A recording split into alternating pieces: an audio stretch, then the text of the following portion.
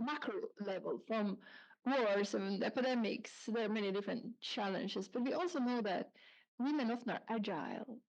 We are the flexible ones. Yes. We are the ones that can come together. We are the ones that have always found some solution or another. So I was also thinking, how have now also changes, maybe even in Medtronic, as a consequence of the global environment? How does that work for you as a leader? And those you see around you as Medtronic leaders, because it can go two ways. Either you can contract as fear-based, or you're like, no, we can gotta do it, you know. So there has been a big impact, and I felt it obviously also personally. For me, I think the biggest learning or the impact for me was, and I talk, some people at Medtronic may have heard it already, but I talk often about it, is, we said we're all in the same storm. Yes, but we're not all in the same boat.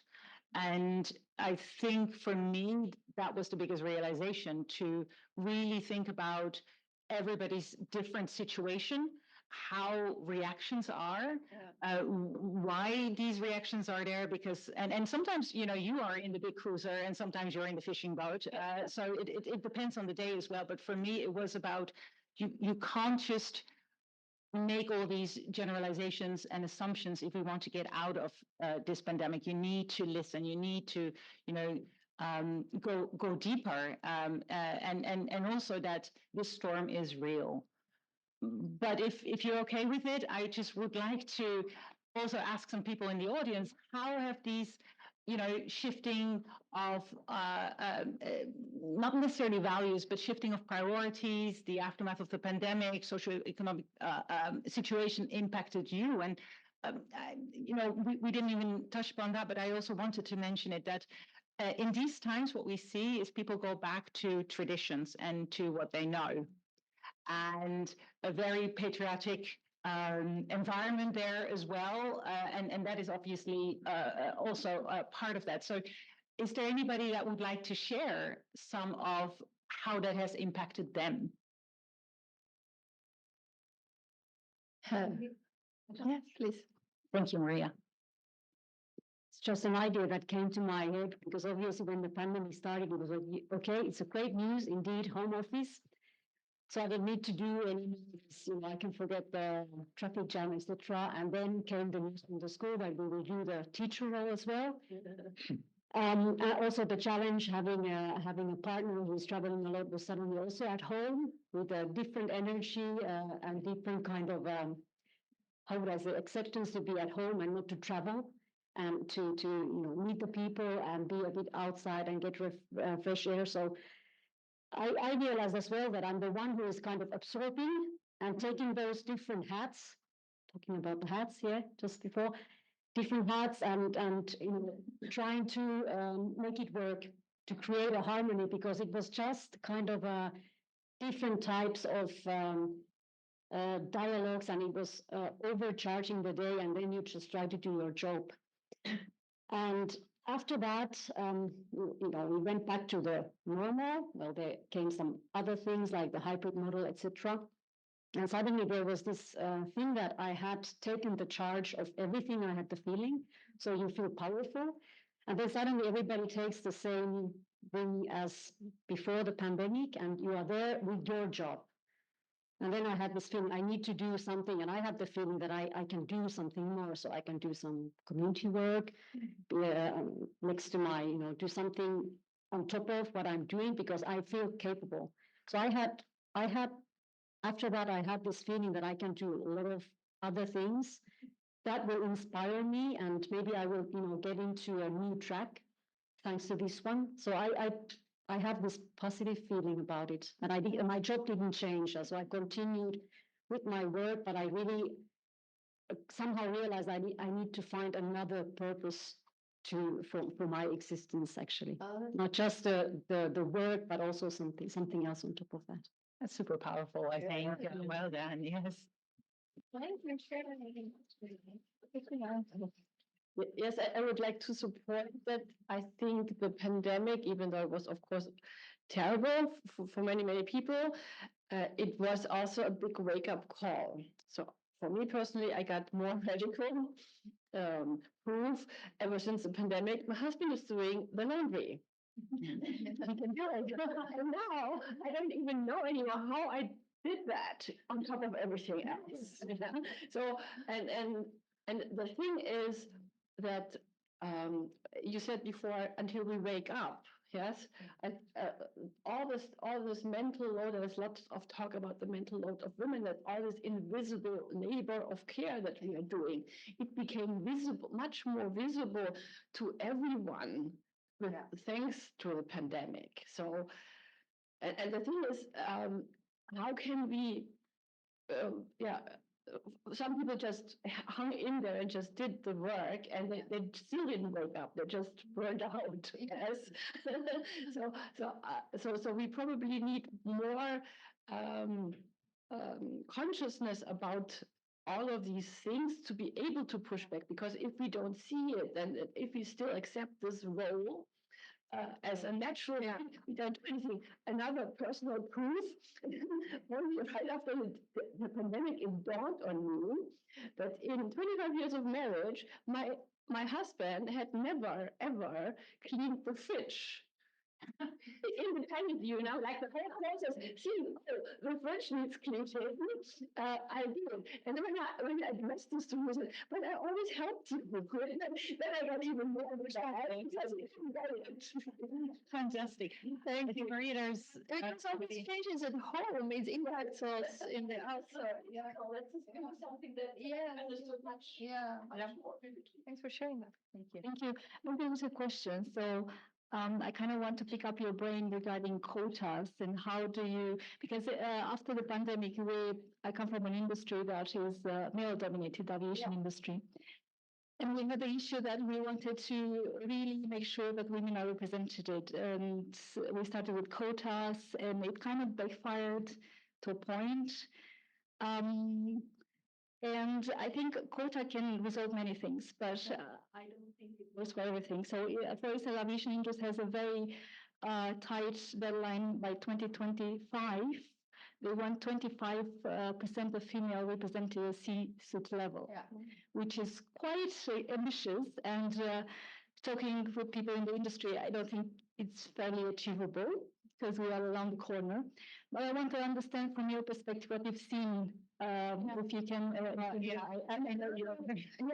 It's very interesting question, and I've seen. Let's take politics, and let's take the case of Norway. I'm Norwegian, and we had quotas in politics long time ago, and.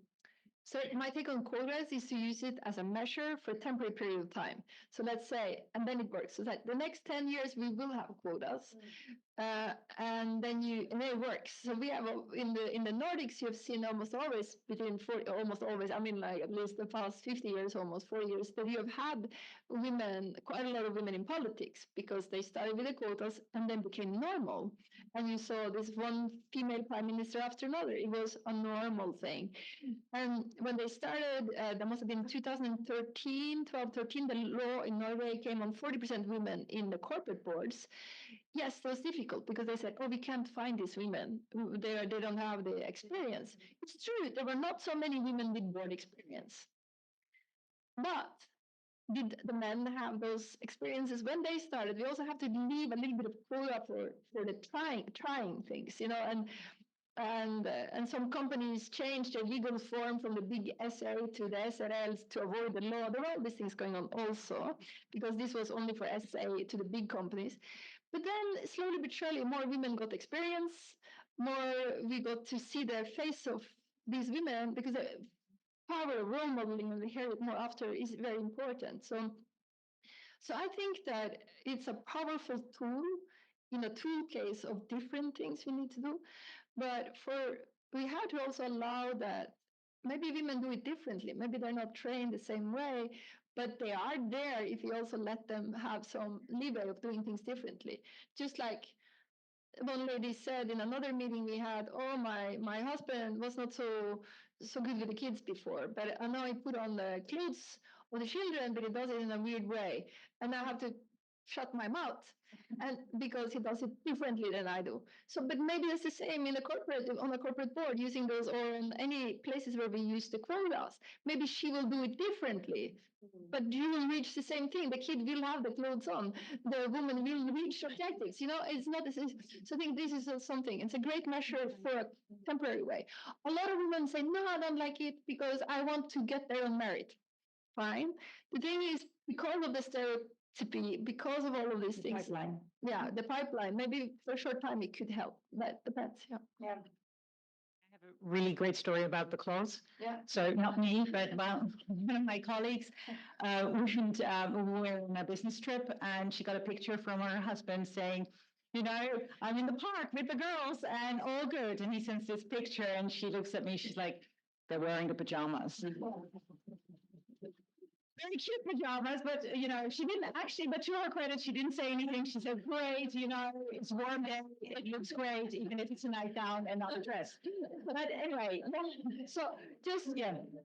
Sorry. Can I make just something? I just came back from Ireland, and the news was on. The politicians are being interviewed about a topic I wasn't aware of. And on International Women's Day this year, there will be a vote in Ireland, and I want to get this right, so apologies, I'm looking at my phone. So according to Ireland's constitution, a woman's duties are in the home, but a referendum could change this sexist wording. So you can read this to say what the outcome of the vote will be. There's huge support in Ireland for the women. It's a very liberal country, and so there will be a referendum to vote whether or not to replace the so-called women in the home clause in the Irish constitution. But there's also economic impact on this. Yes. So the state shall endeavour to ensure that mothers shall not be obliged by economic necessity to engage in labour to the neglect of their duties in the home. Mm-hmm. So I don't have all the details. I can certainly send this around, but I hope that this will be something that could be modelled across Europe, because Ireland was one of the first countries in Europe to have gay marriage. Yeah. So I think it is a country, being a small country, that really has the power to make these referendums, because you have less statistically people voting. So, but I interestingly just passed through a mark, and my parents were very pro this, especially my mum, who was a working mum all her life. Yeah. And said, well, isn't this great, about time? So just wanted to make that statement. Yeah. Thank you. But we can also, so I'll have one thing. Yeah, one more. Perhaps then we can do later. Something regarding the quotas. Yes, please. Thank you. Which is like, it goes both ways, right? That we were talking about being inclusive, and how I push my manager to hire more men into the marketing and communication department. It's also about how those traditional women departments are perceived. We also need more men there. It cannot be so every time I face a man that feels threatened by these quotas, I always tell them this. Like, I also face where I was, maybe more prepared for a position, but it was given to men. And I think it is good, because sometimes we get locked in those silos where they cannot see you anywhere else but doing certain jobs. Yeah. So I'm also pushing that, because there's no other way that to change that, patriarchy perception, but also to move more men or invite more men into traditional women jobs of positions. Yeah, correct. Yeah. No, and I think thank you all for sharing. I know that there's some other opportunities to share as well, and just to, we talked about the slowing down of the progress, right? And we know that is an issue because of all these stories, right? Economic advancement comes from inclusion. Companies that have women on the board do better. So it is an issue. So how do we get out of that? And actually, it already came out of the room, because so I always go back to the past. So the historic evidence is that on the back of pandemics, wars, there is this great opportunity for progress. Look at the 1920s, voting rights, started, women in the workforce after the Second World War. I know Switzerland was a little bit later, but, still it started. But, there is this great chance to to ride the waves of this change. And you already said it, you as well, you feel empowered, there's other things, women can do a lot of things to pull it together, but also the men see that things have changed. So it's really, really important, we talked about it a lot, that we embrace that change, because we can't change and we can't make progress if we don't embrace and understand these changes that are there. Yeah. I know we'll talk a little bit about how we do that at Medtronic later on, but there's a great opportunity in technology. You mentioned AI. What does the internet mean for education, for girls, for women? What does it mean for jobs? What did it mean for us working from home? We could do all these things, but we need to continue to be intentional about it, because if we don't embrace these changes, if we don't understand what we can do, for instance, with this technology, then we'll miss this opportunity to progress, I think. Thank you for saying that, because I think also this embrace the change and also see the problems, because it's through all those challenges that we learn more also. If everything is easy, maybe we don't do the extra effort to create that change. But in technology, we must be present, because there's a huge bias in the product development. So comparing Perez, for instance, right? So if technology is made with men in mind. So and by men. Yeah. But if we don't say something about that, if we don't start to change things around, it will continue like that. Yeah. I just may say, I think it starts from the education. We need more women going into software development, into cybersecurity. I got a friend in Australia works in cybersecurity, and she's one of the only females, and she's really trying to drive that change. So I think it starts with making those programs attractive. We've got representation from our WISE here, so Women in Science and Engineering, which is great. And I love that ERG, because I think it's really important that we make the education attractive. It's the pipeline. And then they'll start developing AI with for men and women. Yeah. So we will have more talks about that in the it's all connected. it's all going to evolve also throughout our day here together.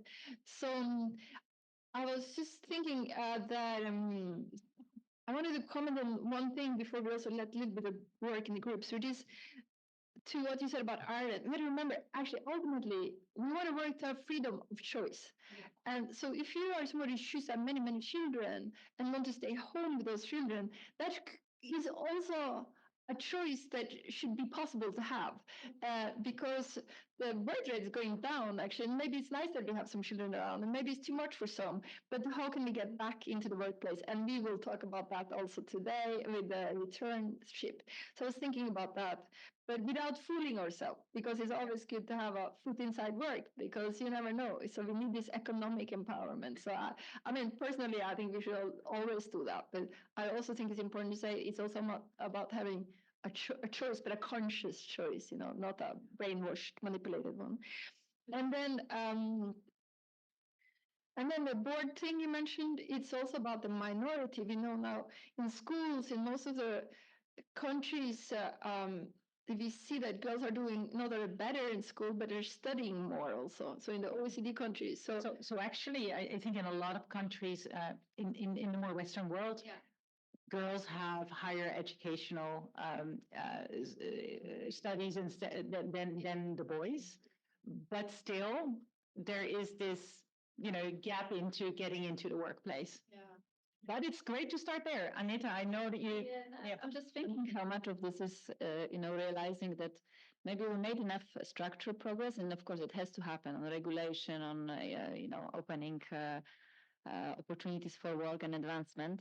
But at the same time, it's about changing how we make our choices, right? Because at the end of the day, like I say, we are more educated, we have better degrees, we do all of this, and at the same time, at some point, something stops us from making it a choice to continue that. And I think that's also something that, for me, sometimes the question, are we that much constrained externally still? Or is it more that we're still not choosing for some of those opportunities? And, it's also, we are privileging many choices. We can still fight for it. And of course, we need to keep an eye on it, because it can slip out of our hand. But it means we also have to exercise that choice. And it's about, how we grow ourselves to really reach for it, right? And it's so interesting, and it goes very deep. I mean, at our global conference, we go deep into many of these topics, from how we're taking risk, how we're brought up, the mother wound, many different topics, because there's so much research behind all of this too. But I think as a closing of this world in transformation right now is it's important to know that it's about inclusion. It's not about winning over the boys, but it's about how can we all have this space. And in the world that's changing now, also to know that we have a very, very important role to play in peacemaking, in product development, in everything from the work to the workplace and our very life. So yeah, so just in closing, and so I'm going to put my glasses on. So because so I'm rereading Eleanor Roosevelt's biography at the moment, and she did say women, whether subtly or vociferously, have always been a tremendous power in the destiny of the world. And I think, in these turbulent times, I thought that was a great quote to leave you with. thank you. Thank you. So what I would like you to do now, before we have another panel of speakers, is to speak to the person sitting next to you, and preferably try to see if there's somebody you don't know so very well, and then introduce yourself. I think I even have a slide on that. Let's see if I can also, if I can get my slide, and you have until 11 o'clock. So just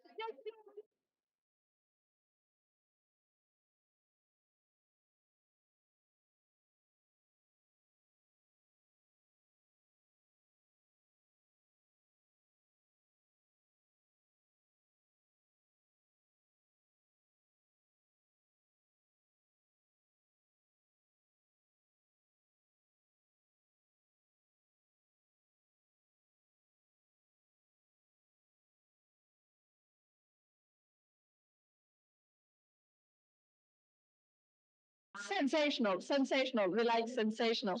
So we're gonna hear stories from some other exceptional women, and then we will have another 10-minute conversations and knee break also. So if you can hold another. So can I have ours? Okay, a lot of people disappeared for coffee and the various other hygiene factors. So maybe we give another 2 minutes for this to return back to the room. Anyway, I can tell you the following, that what we are going to look at now is oh, okay, everybody's heard. Okay. Yeah, okay. I wanted to say that after 30 minutes we have a 10-minute break, but okay. Yeah, it seems like that break is happening now. What time is it? Time now is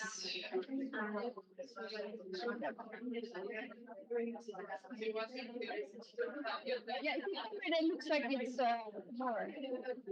Can I have all the speakers come and join me here now? Marina, Andrea, and Anna. So may I ask Marina, Andrea, and Anna to come on stage, or stage, please? Yeah. So, and we start at 11 o'clock.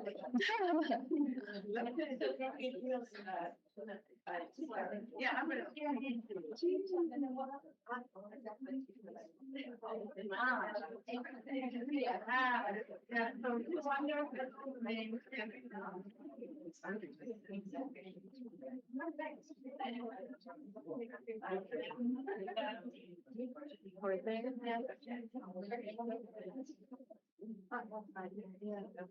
Thank you.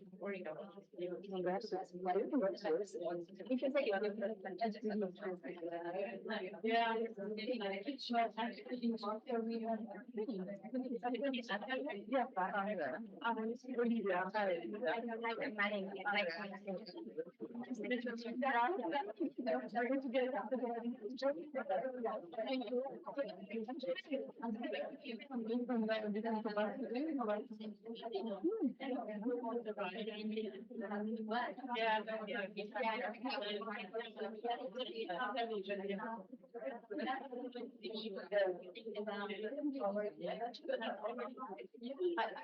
mean, it's also in the next session, there's one speaker, so. What happened to us? I asked if I could truly be ready. Exactly.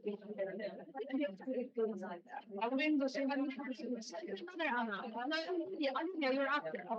I'd like to see Anna. No, you're not here. You're here. Yeah. So do we have so is Anna somewhere? Anna? Anna, probably. Would you like to join us? So I know that so you have slides, anyone, a little video. Yeah, we'll see. Okay. So we are about to start again. And before I start, I will tell you, just so you can prepare for the next little break or something. So we will have this conversation with our three ladies here on stage for about half an hour, and then we have another 10-minute conversation, facilitated connections, which also includes in those 10 minutes another break, etc. So that otherwise we will run late with them. Yeah, be the thing. So anyway, we started a little while ago this morning, looking also at the big changes in our world and what's going on around us. And if we can have more conversations afterwards, that would be great. So we can start now because it's difficult to run on time otherwise. Yeah? Okay, excellent. And what we can do also when we have conversations is if I raise my hand, or somebody here, it means let's be quiet and there's a message, and then we can go on again as a rule for afterwards. But again, we will have more conversations afterwards, so you will have ample time to talk again. Thank you so much. Okay, so we have been talking about the world in transformation, and now we want to look at also a little bit, zooming a little bit into what do we have to do to create inclusive organizations? What are certain initiatives that are going on in the world that help us with exactly that? So I have asked three other amazing women, to join us here on for this conversation where we're going to discuss exactly this.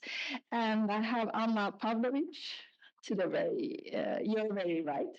And she lives in Denmark, and she's worked for years and years in also global companies, and is currently the CEO of an organization called Humankind. And she is working particularly with disability diversity. So we will hear more about her and her initiative in a few moments. And in the middle here we have Andrea Delanoy, and she's the president of Model, and a founder also of EOS Consulting, and with a long experience in also political science, security, many different issues. She became very passionate about women and also young children and stereotypes, and founded Model. And she's working also with the Swiss government and various groups all over. So thank you, Andrea, for being here. And Marina Poiler, she's a strategic manager of Accenture, and also been working on many initiatives, and feels very passionate about women returning back to work. So we'll hear more about that. And please feel free to share a bit more about yourself also in your presentation. It was just a quick one, so you know a little bit who you have in front of you.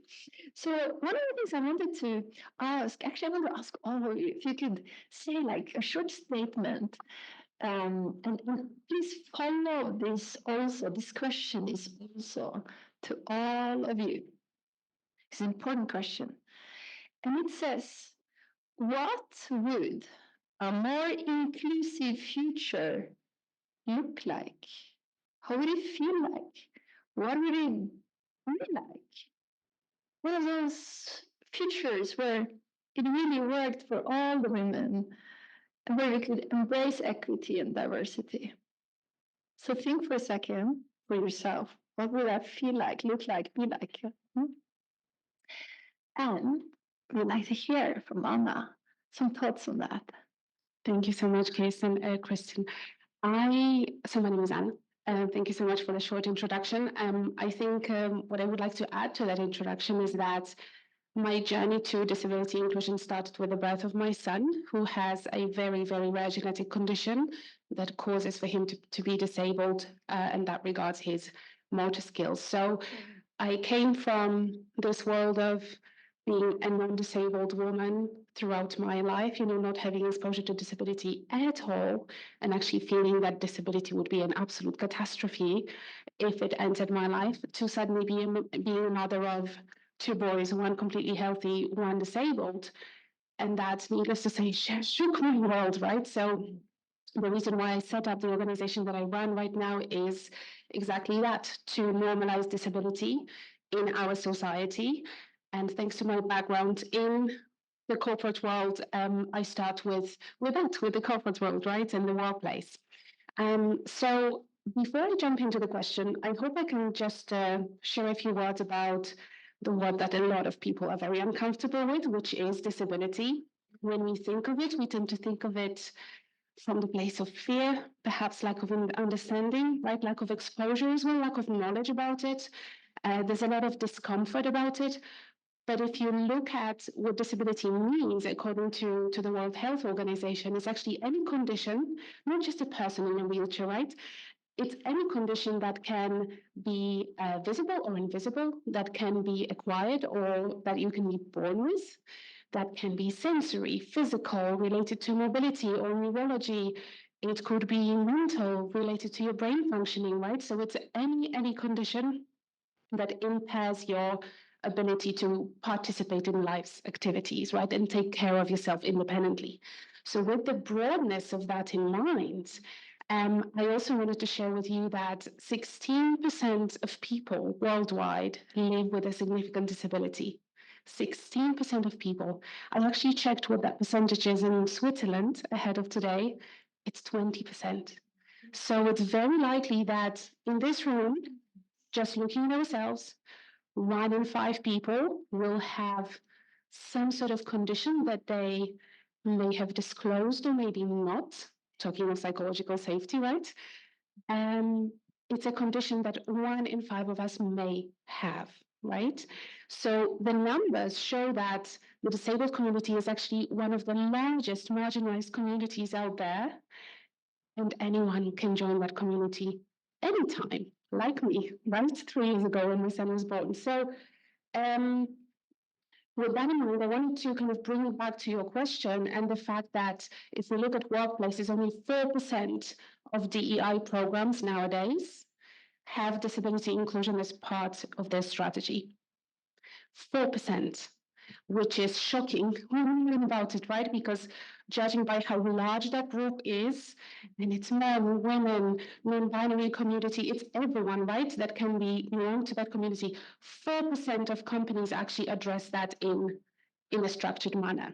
So that for sure needs to change in terms of the future. And the way I would imagine future where disability inclusion works for us and for women specifically, I would say it has 4 points. One is, I would love for employers to realize that disabled individuals still face tremendous problems getting employment, despite the fact that they have skills, they very often have fantastic education, they have the willingness and the eagerness to work, to be part of a workforce, maybe with some accommodations, yes, but absolutely the skills, the willingness is there. And very often they actually have very unique skills. If you look at the neurodiverse community, for instance, they have very unique skills for very particular jobs that make their brains way better than the typically operating brains, right? So one, for employers to realize that we still have a lot of discrimination going on. Second, I would like employers to realize as well that women are at a greater risk of acquiring a disability in their lifetime. There are many reasons for that. One of them is gender bias in healthcare. We touched upon it before as well, right? But what happens after a woman is disabled is that she faces even more discrimination than a disabled man.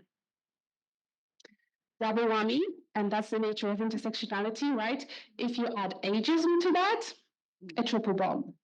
So that's a massive problem that will be only getting bigger, because the one thing I see when I speak to disabled individuals, young adults who are entering the workforce or want to enter the workforce, they are not going to shy away from those discussions. So business leaders better be prepared for those discussions, right? And the third thing I wanted to mention is that disability inclusion makes business sense. Accenture, actually, I heard you from Accenture, did a wonderful, wonderful study that was published just in November last year that says that companies that actively engage in disability inclusion and lead in that space make more profit, more revenue, more net income. Look at the numbers. They are better off financially. And last but not least, disability inclusion works for all of us, regardless of the minority or majority that you're part of, right? Because it makes more productive teams, it boosts retention among disabled and non-disabled employees. It does wonderful things for employer branding, wonderful things for organizational reputation as well.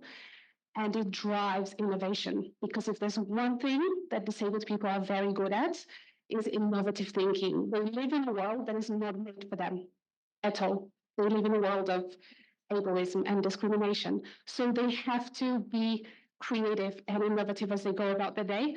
This is the definition of life, Harmony. We have to be very creative getting our son around, when we're out and about. So innovation is where disabled people are. And what I would hope for in terms of that future that we're trying to imagine is that we all embrace it and we all realize that disability inclusion will only happen if non-disabled people engage with it. And that's what I'm trying to do with my organization, to teach non-disabled people that it's not something to be scared of. It's something that has always been part of the human experience and will always be. And that togetherness and the connection between those two communities will let us thrive, I guess. Thank you. Yeah, thank you. And I think we need to add some of those numbers to our slides, right? The disability also and the intersectionality there, and sort of putting it all into the gender lens for today. And it's so important what you're saying, and then seeing this. And we'll get back to more questions for you. And I love how you said it's part of the human experience. So we don't forget that in our daily strives, that we are human doing this experience. And I want to hear also from Andrea on this and on your journey, and then in this perfect world that you would like to see, and your initiative linked to that. I'll start with your question myself on how do I see an inclusive world. Well, it would be a world where we're talking more about inclusion. Whether you're female, disabled,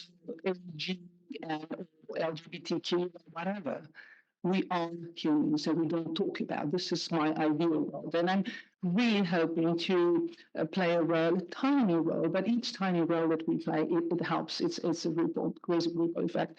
So since I built Model, I'm asked often by men, do you dream of matriarchy? No, actually, I don't. And I don't think that we need to replace patriarchy with matriarchy, precisely from the same reasons of inclusion. I think that, but what I also think is that what we call feminine traits are necessary now, vital for our future to be sustainable, and actually for us to have a future at all. And when I talk feminine traits, of course, some of them are biologically female, right? Because of our gender, and we're not going to discuss the differences between sexes now, but some are biological, but some are stereotypical. And we tend to believe that men do not have empathy, they don't know how to collaborate. But actually, the socialization of men and female are very different, whether we stay in Switzerland. Well, in Switzerland has a specific flavor, I'll talk about it. But it's worldwide. We are socialized to exhibit specific traits. Of course, we have welcomed the one that are linked to maternity, right? We give birth still, we're the only ones still, right? For now. So there is this nurturing thing, but it does not mean that's exclusively female. And this is what we need to go to now, to train our boys as well, to teach them to welcome emotions. We need to be socialized to reject them, right? Still in 2024. So this is where we need to, I think we need to look at, and I do believe females are very best placed to bring about change because we can be the catalyst because yes, we are women. We have this biological, let's say, but also we integrated the stereotypes. So let's make a good use of this bad thing in the first place that we have become what the society with nurturing and collaborating. So we're better placed to actually lead the way of how our world we want to be. And this is absolutely why when we talk about family leadership, this is what I mean, but what I understand. But feminine leadership, and we definitely need one, it means that both men and women use their feminine energies in the society and in the workplace. Men have built these our society to look like them because they don't have our experience. So our patriarchy was built because male were at charge and they did it the way they were raised to, socialized to, and so on and so forth. And they do not have the female experience, the insight. Well, it's time to socialize them to understand that. And well, I mean, in my public speaking, when I speak about male and you all have mothers, sisters, daughters, wives, right? So it is about you also. So equality and inclusive world, it is about everyone and it should be about everyone. And I made it my job when I moved to Switzerland 21 years ago. I was so shocked to see women at 2:30 p.m. walking, strolling by. I thought I'm going to be the only one not having a job here, but actually there were many. And then I was asking them, "What do you do?" And I raise my kids. I said, "Yeah, but what do you do?" I raise my kids. And then there was a blank, and then none of us understood the other one. And I was like, "Oh my God, what is this?" And then I had two daughters. And I was like, God, I can't possibly fathom that they will be considering their future to be almost exclusively maternal about motherhood. I was not raised like that. I never. And I think I wouldn't have done two master's degree if my father or mother had told me, once you have a child, then you have to forget about careers. So I was so shocked about it. I had to do something about it. Especially as my own mother worked for the Communist Party, and they were not more equalitarian. Don't get me wrong, than other countries, but because they wanted everyone to work, we became equalitarian de facto. So they pushed women to work. My mother actually was in charge of political of this equalitarian party. So they pushed women to work, and we became an equal country.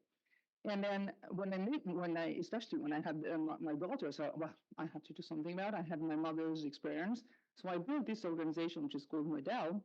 It comes from role model female, and why female?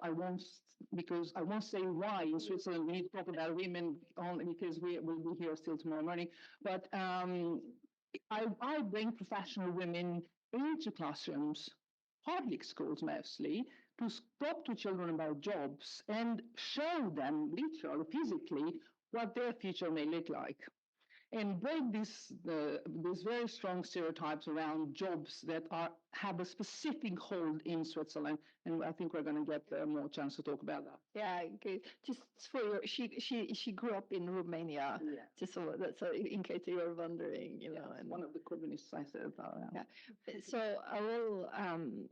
I just want to comment on one thing. Anyone from Germany here? Yeah, because it's so interesting what she said also about how it became an equalitarian country. Because if you see in Germany, even Merkel or any leaders in most organizations, many from the eastern part came during the unification, got the top positions, and then started me to think also if you grew up knowing it was possible versus if you grew up not knowing it was possible, the difference. Then probably many other factors to discuss, but it's interesting what you said. You came here and said, "What's going on?" Yeah. And you wanted to change it. So I want to hear also from Marine here. Marine? Marine, yeah. Marine, yes. Thanks a lot, Please share Christine. your experience. So hello everyone, nice to meet you. So as Christine was saying, I'm working at Accenture. So I'm leading transformation project in the area of marketing and AI. But aside of that, I'm passionate about inclusion and diversity. And I'm a big believer in social entrepreneurship. So the fact that you can lead social initiatives within your company. And one topic that is close to my heart, it's women coming back to work after a career break. So at Accenture, we've launched a returnship program to attract those women. And so that's what I want to talk about a bit today. But maybe to answer your question about an inclusive world, so I believe it would be one world where women would not have to face dilemmas that they have to face today. And maybe I can share a personal story to illustrate that a bit. So I've grown up in a family of three where like both my parents were working crazy. My dad was having his own company. My mom was having a job with a high responsibility. And this was fine. But I was calling my babysitter my mom, and I wanted to go on weekends with her. So at some point, my mom said, okay, I'll slow down with work. I'll take care of my kids a bit more. And she took a career break. And it was great. I was super happy to have my mom at home to help me with homeworks, to be there during my teenage years when I was having like my life existential crisis. But at some point, the kids left home, and my mom was looking for a purpose in her life again. And she wanted to rejoin the workforce, and she found that super hard. She was like adopting her skills. She was underconfident totally, and she was also struggling to go back to work. So I totally feel that, and maybe some of you in the rooms identify with the story. I don't know if some of you took a career break. But so, first of all, to all the moms like mine, I want to say thank you for taking this time to take care of your kids. It's really valuable, but I feel society now needs to do something to help you go back to work afterwards. And so, yeah, that's what I'm trying to do with Accenture. And so I believe a world that will be more inclusive would be a world where women, like, first of all, where responsibilities are a bit more shared at home, so that women are not alone in taking those decisions. And then also one where companies are helping women a bit more to come back to work. And also one where like women will not doubt their capabilities and be more confident about what they can do. Thank you. This is also so amazing. One of the things that's very interesting here, a lot of the personal experience triggered or was a pivotal experience for you all here to actually start what you're starting. And I'd like to hear a bit more, Anna. No, we're living in this world also with advanced technology. I mean, it's just accelerating everything. And perhaps you can share also now with all of that in mind and your project that is about our human experiences. How share more about your project and how both technology and the need for humanity's so a greater humanity, let's say, is coming together. Absolutely. And it's a fascinating question that I've been thinking about a lot, because I feel you can look at it through so many different lenses, right? And undoubtedly, in the world of disability, obviously technology advancement plays a huge role in enabling disabled individuals to participate in life, right? And take care of themselves and enjoy life as well. There is one point that I did want to mention about that, and it's regarding the different models of how we see disability. So when you see a disabled person using certain technological advancements to, let's say, move around the world, we need to remember that they are not doing that to overcome the disability, because disability is with them, right? We tend to think of disability as something that needs to be fixed, right? And that's the old medical model, it is called, of disability, where we need to fix that person so that they look as close to, the same to us as possible, right? Right now, we're in the stage where the social model of disability is much more prevalent, especially with the younger generation, which means that it's not my body that disables me, it's the society. So disabled people really embrace the identity that disability comes with. and they use technology to obviously, that raise their ability to participate at work, in life, in whichever activities, but it's with their disability. It's not to overcome it. So I just wanted to make that particular point. But I also feel that I tend to say that we live in the future because I see myself as well how advancements in technology are helping that particular community. So my son in his kindergarten, he's 3, and he plays games on special computers that are kind of manipulated with eye movements. Right. So there are children out there in institutions that provide therapy and whatever that child needs for development, which use amazing, amazing pieces of technology. There's a company called Trexo Robotics. If you want to have a look at something absolutely mind-blowing later, they're based out of Canada and they build exoskeletons for disabled people to use, the people that do not have any mobility or any possibility to walk, to actually have walks. They look like from the future, right? Like we're in a movie. But this is the kind of technology that will allow your colleague to go for a walking meeting with you, right? So we're talking about real advances there. With that, I also want to say that while we have so much progress on that side, there is also so much to be done in terms of the perception of disability, back to those models, right? The social model and the medical model and the mindset that we have around it. So I think that side needs to catch up with all the amazing things that are happening in technology. Thank you. That's very fascinating. And Andrea, please share your. I wanted to add the fact that we don't stress enough the importance of technology and STEM careers in general for tackling the challenges of our world. This is key tools. This is how we're going to tackle what we have to tackle. And I don't think it's always the link is made, especially with young people. And one thing I want to mention, which I think is absolutely crucial, and it's related to AI, we already know that it's not exempt from bias. And why is that? Because the humans that are building have biases we were discussing that. So it's absolutely, as Fiona was saying earlier, it's absolutely crucial that we as women build technology as well, and make sure that the AI does not take our biases with it. If we miss this technological shift as women, I sincerely believe, and I'm an optimist, so saying that is a bit of a stretch for me, I believe our species won't make it. Sorry, maybe to add to that in the angle of women empowerment. So I believe technology is actually like a great enabler of women empowerment. Nowadays, most companies, they allow remote working, which is great for equality. You save time commuting. You can more easily pick up your kids from school, take care of a sick child. You can also network virtually. You can learn pretty much anything you want online, most of the time for free. So I think it's great for women. And maybe to add to what you were saying about women creating technology, I think it's key that also women keep educating themselves about technology. Technology is changing super hard.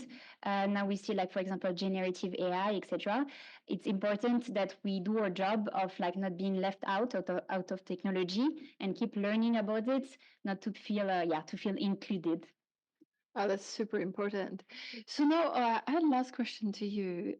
So in some ways, I always love when we talk about we are a garden and there's so many different flowers in this garden, and each leader is both one of those beautiful flowers expressing differently who she is or he is, and as a leader we are a gardener, so we need to a little bit take care of that fertile ground so that the variety of all these flowers can grow. So so that's and I was thinking now on your projects, in working on embracing these various diversities we have. Some last word you want to say about really making sure we include the uniqueness of each person and the intersectionality of our many diversities. So please, through your project, share some last words you would like to have expressed through that. So what I believe is very important, not only for women, but for all of us in the society to learn, is that if we are to embrace the uniqueness that in my world comes through different disabilities and conditions, right? We all need to think about our own ableism, which is our own ways of discriminating against non-typical abilities. We live in an ableist world. We live in an ableist society. So we need to educate ourselves, break down that fear a little bit of the unknown and of that discomfort that brings, and learn about the fact that, especially we as women being at the higher risk of having a disability and a higher risk of having poor health, back to the 25% that you mentioned, right? The sooner we start thinking about it, the better outcomes we'll have both personally and professionally. So it's about our own education. And from my experience, what I can say is that it's much better to look at it earlier rather than when it hits you. Because the moment my son was born and I heard he is disabled, I couldn't say the word disabled for 7 months.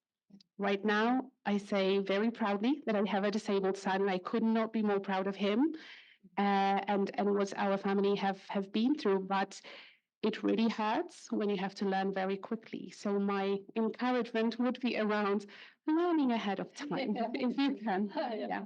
This is wonderful you shared. And sometimes it's difficult. How do we prepare, Because sometimes we don't know what we don't know. So it's a very interesting, how do we learn what we don't know? It's, Yeah, thank you. So, Andrea, please. Yes, as I mentioned, with Model, we go to classrooms, and the prevalent answer to the question we ask the girls, do you like mathematics? No. Science is no. Why is that? They're difficult. And I think we need to stop talking about STEM careers as being difficult. And it even us parents, we are afraid. I mean, when my daughters were choosing math, physique, all of them, I swear, all of them, my girlfriends, mothers of their daughters, were, no, math, physique is difficult for the girls, and we don't want them to stress. And I was like, God, and at the time it didn't hit me, but it hit me later. We talk about these things, and our girls hear and think that it's too difficult for them. Medical schools are very difficult. My daughter is still studying medical. My God, she doesn't read anymore. So, but girls do not get deterred from medical school because they are in with our stereotypical views, right? Nurturing and so on and so forth. But they're very difficult too. So it's a question of image. The image we portray, the words we use to describe STEM careers and technology are very, very important. And I would like to stress about this as parents and people having youth around, that to change the narrative around STEM careers, it's very, very important. And I want to add another thing about it, because Fiona was mentioning that women and you that have trust me, I do believe, and I think that it's very important that women have, and at that time with their kids, especially for many, I said 2 years maternity leave, just to say, not 4 months. So it's not that we do not care about our kids or something. It's just the way society is structured. It's very different, and then supports women to work. And that in Switzerland, there is an issue, and I will finish with that. And this is the reason I created EOS Consulting as well, to support women into going back to work or in advancing their careers, because what they mostly, they don't miss skills or anything. They have CVs as long as my arm, most of the women I know. But oftentimes they don't have the network. We don't have, and this country works with networks, right? And we do not have time for networking. We don't think it's necessary until we need it. So I open my network to the people in my, especially women. Thank you. Yeah. Could I add a very quick point to that? Caregiving and women, and the fact that they don't have time. Women tend to be much more often in caregiving positions, right? That contributes to that. So yeah, coming from country Denmark, which is super big on networking, I can completely relate to that. Yeah. The whole world is, and women spend 20% less than men on networking, and the highly successful leaders do spend almost 50% of their time on relationship building. We can call it networking. And it's also the good schoolgirl syndrome.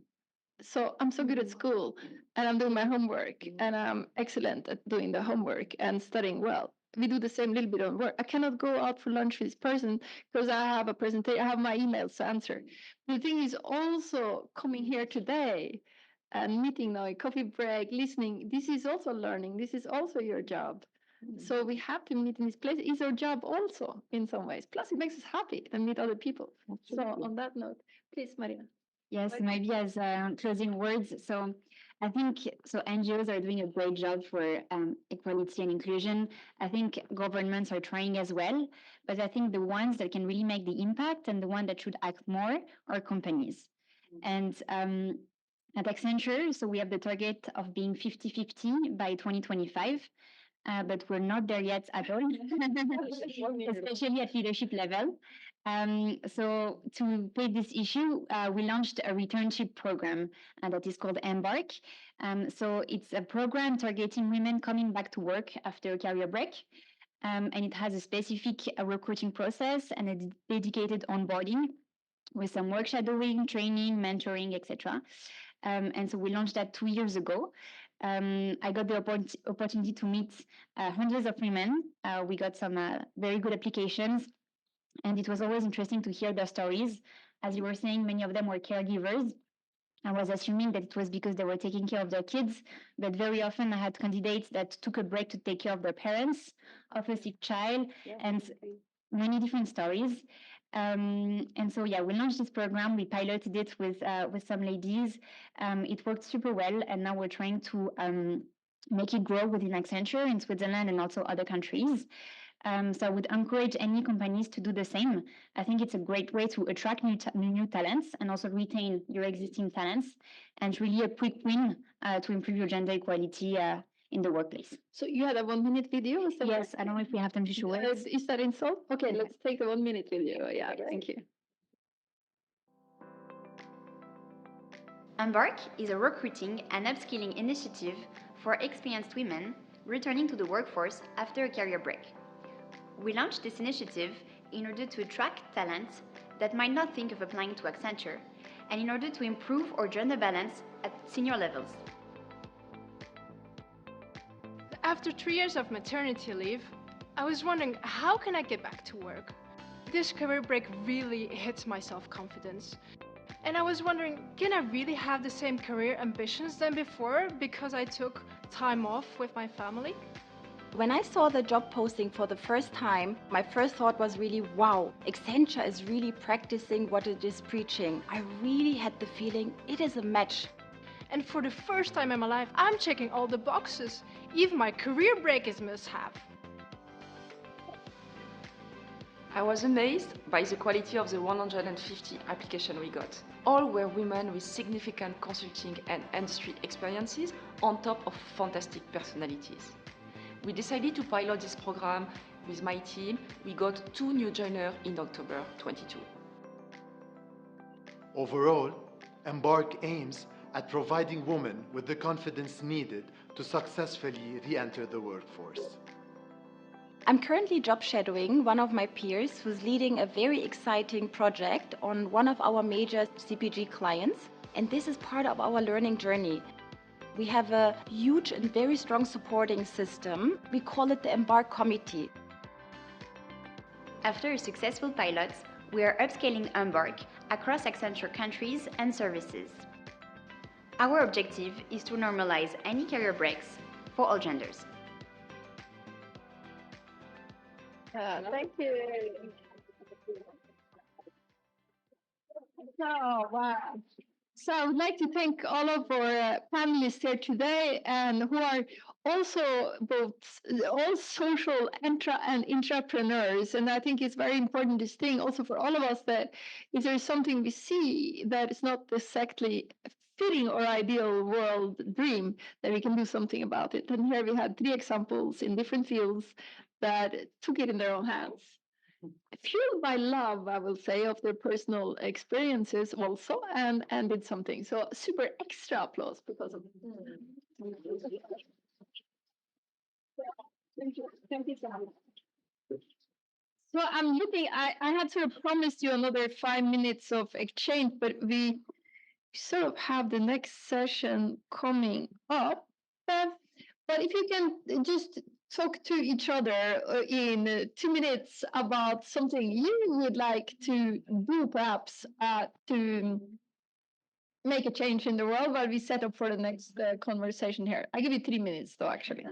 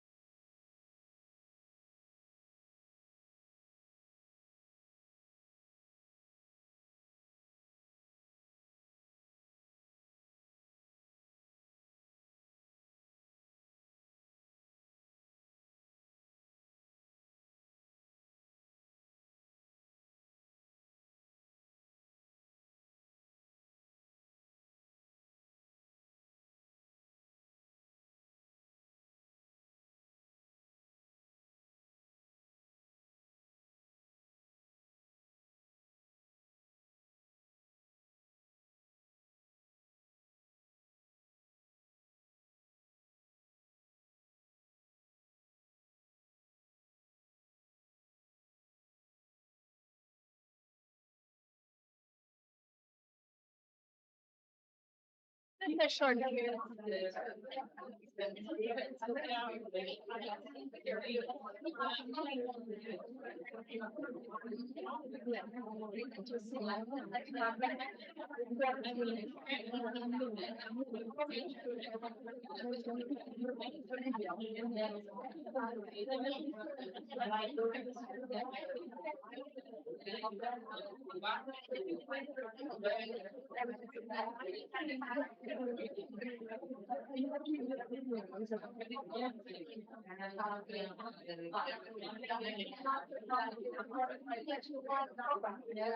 let's begin. Yes, so they have this. Thank you. Okay, we are beginning again, and so we are now moving into our next segment, and where we are really looking at making it happen. How can we be inclusive and both in the organization and in life? Okay. So I have with me. It's not working yet, but okay. I have Olivia and Min with me. If you saw in the program, there was a lady called Bushra. Bushra Hamidadin is not coming, but we have Min here instead. So it's all very good. So I take over. So anyone who want to take, I take it. So I'm here. I'm here just that for yeah, so it's all good. So Bushra her visa didn't come in time. She was coming in from Saudi, which I was also very interested in hearing the story from Saudi Arabia and what's happening there, but we'll do that another time. So we have Vietnam here instead. Okay, so this session is a little bit what's happening inside organizations. So how can we make it happen? All these good things we are talking about, what is going on? And Olivia is with us here from Medtronic. She's working as the head of global inclusion, equity, and diversity here, and she has long experience also working with talent management globally. I know you have worked in Asia Pacific region, and all over Europe, basically. Almost all over Europe. So we look forward to that.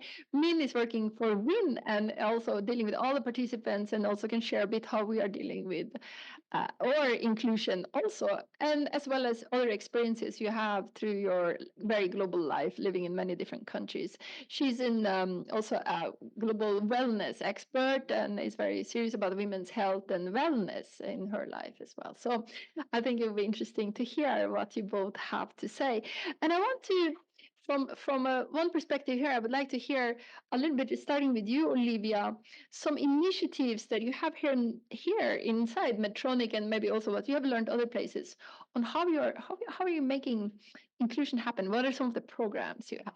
Yeah, and that's a great question. And I was thinking, okay, one initiative, there are so many. So we are a very large global organization. So driving an agenda like inclusion requires really the efforts of everyone. We're very lucky, and I have to mention it because I see a couple of colleagues here in the room.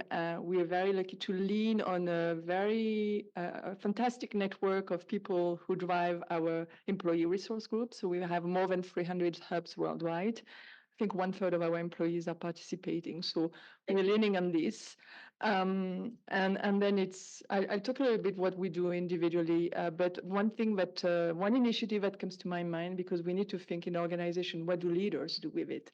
I think what I'm seeing is here today, we're spending time to really understand deeply what inclusion means, what is it that we can do to drive it, how do we drive a change, but leaders need help with this. So one thing we did, we started 2 years ago, is we realized our leaders also needed help, and we prepared a training which is called Barrier Breakers, and it was open to all our vice presidents, and it's been great. What was really great about it, it was just not looking at the skills you can acquire, but really what is the behavioral change. And I think you talk like you need to start with some groups and then it's sprinkled. Yeah. And this has been working well. So that's one of the initiatives what we put some extra focus on, is really have our leaders or a pool of our leaders really being savvy on what is inclusive leadership and what are the behaviors we want to see in our organization.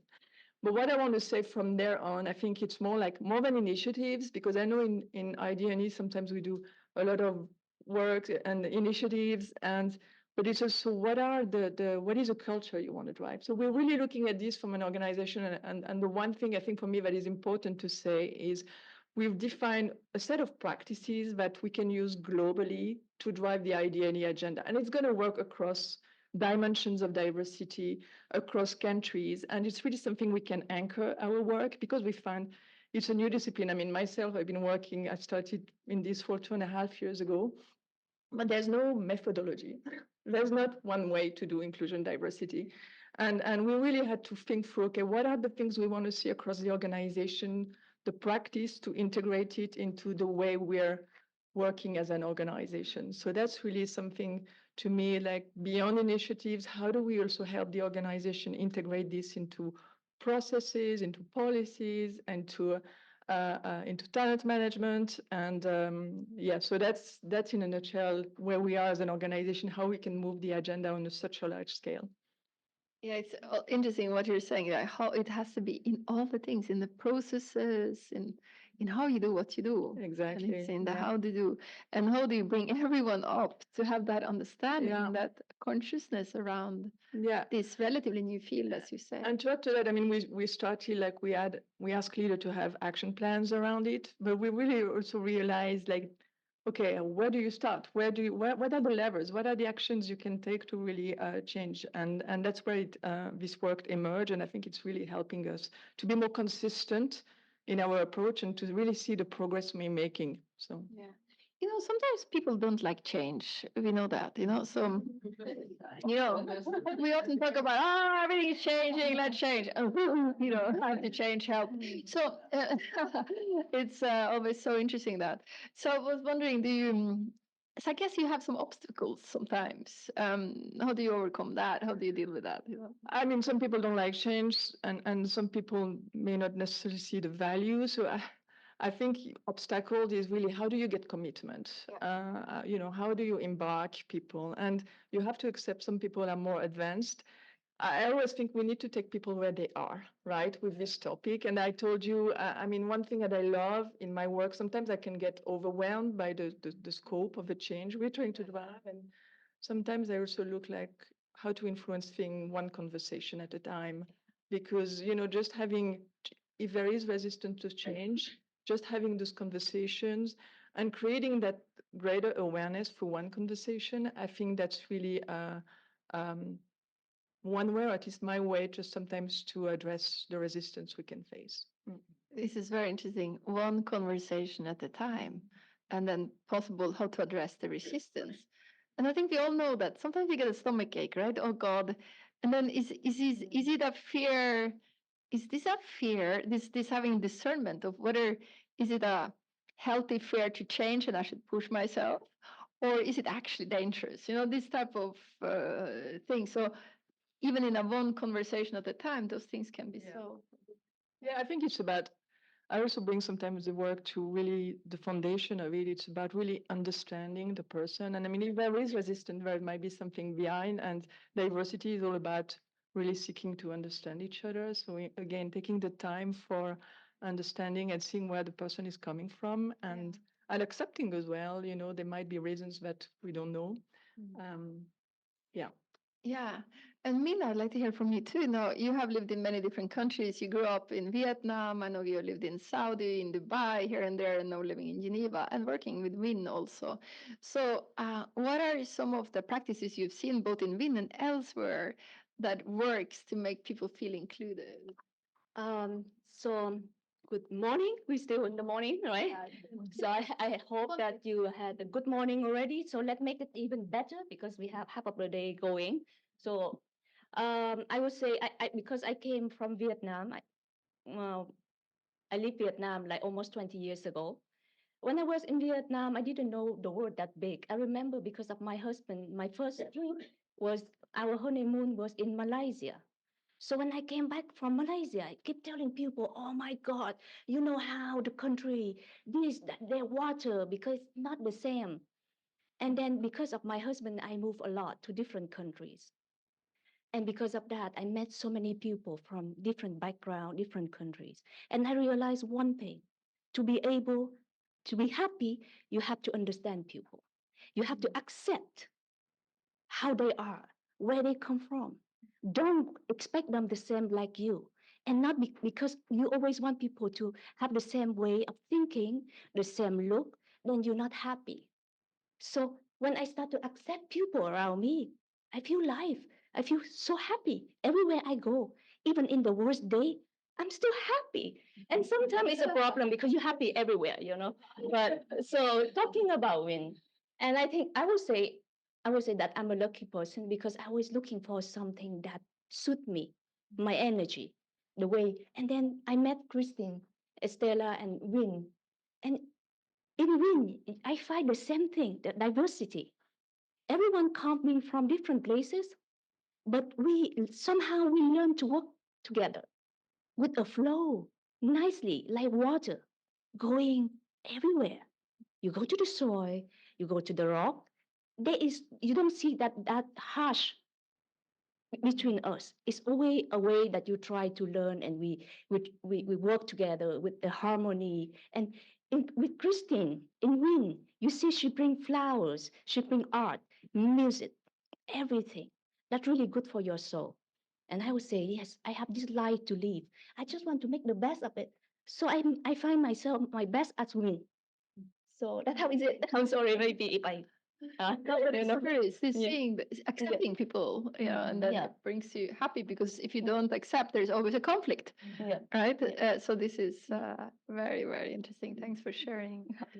And by the way, we didn't have music today, but in the global meetings we always have quite a lot of music, and I always knew that music then listening we listen more with our heart or with all of us, and that is so universal. And I finally saw the other day a study on that proves it now, that this is, because sometimes we know it intuitively, right? And then we wait a few years until science finds it, and then we can then talk to everybody who needs the analytical understanding of it.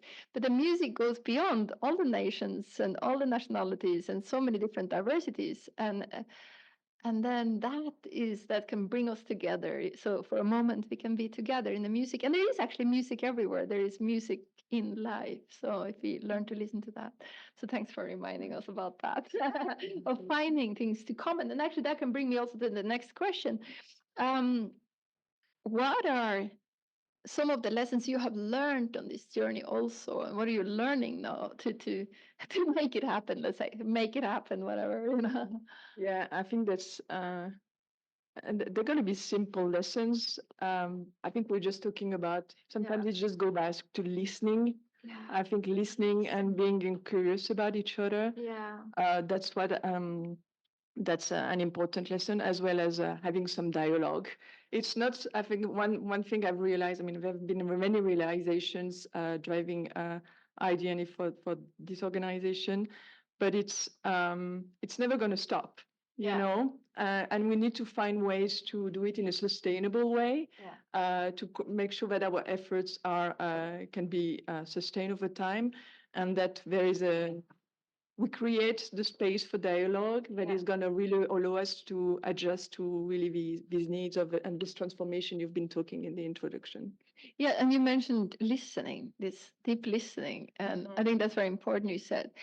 But earlier, I want to bring it back to what you said before too. So this change, so to bring in an organization, so if you create an inclusive organization where the DE&I is part of, or the DNI of DNA, DNA of the culture.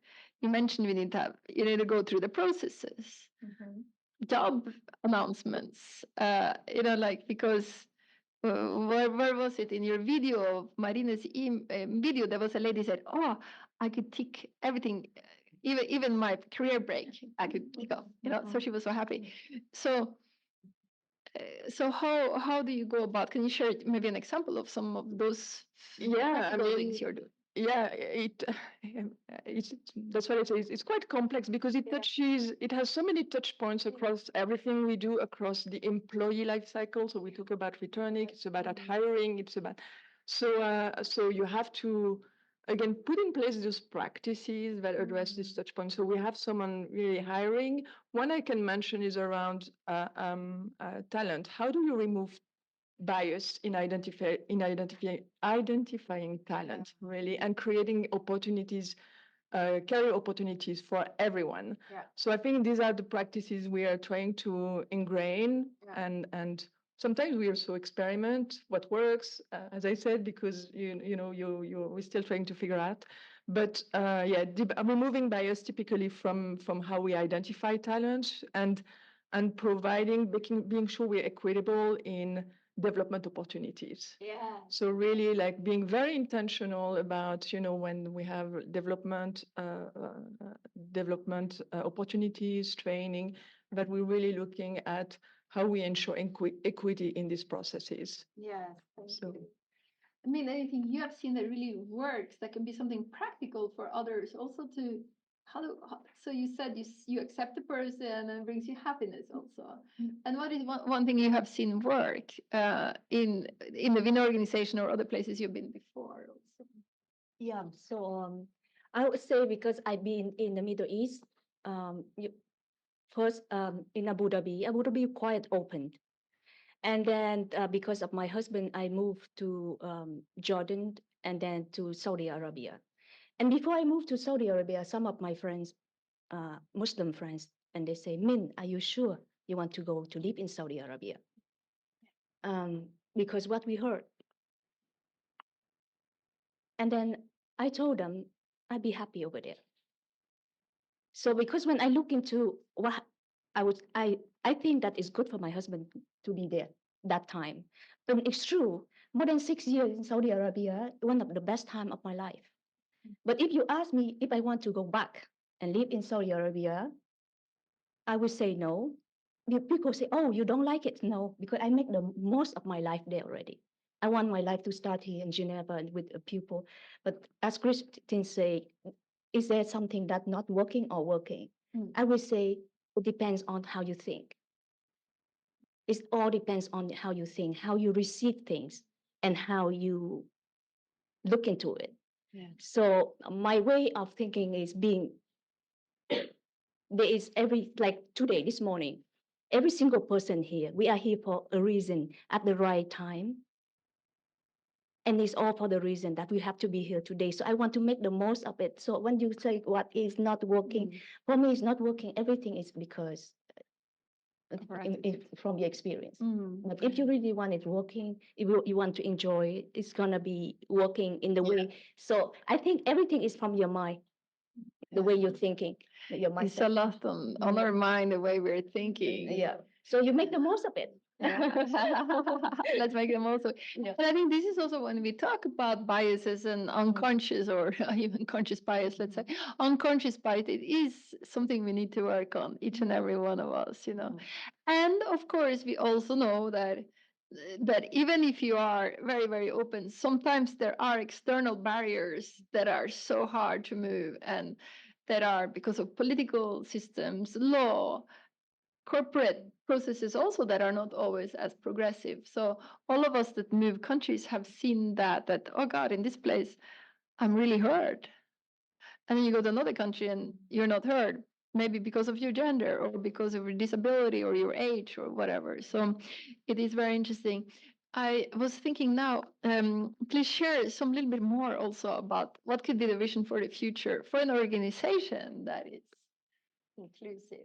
Yeah, and that's and what to do about it. Yeah. And that's a great question. That's very broad. And there's one thing that I do want to mention because we won't have time, but I talk a lot about the environment, but I think it's about every one of us to create inclusion. It's a shared responsibility. And these are the daily things that we can do that will really drive the change and drive that environment. So I think for the future, it's really embracing that change. I also want to say always when we talk about the futures, like let's pause and let's look where we were. And you mentioned, it's only a couple of years back, and you've been working on some of these topics for a long time, Christine. But it's true that it's been really picked up in organizations, and we're making greater progress. So I think my vision for the future is this company need really to embrace that change. We said it already, and see that it's so important to put the employees' well-being, at the heart of what we're doing in terms of our approach. Yeah.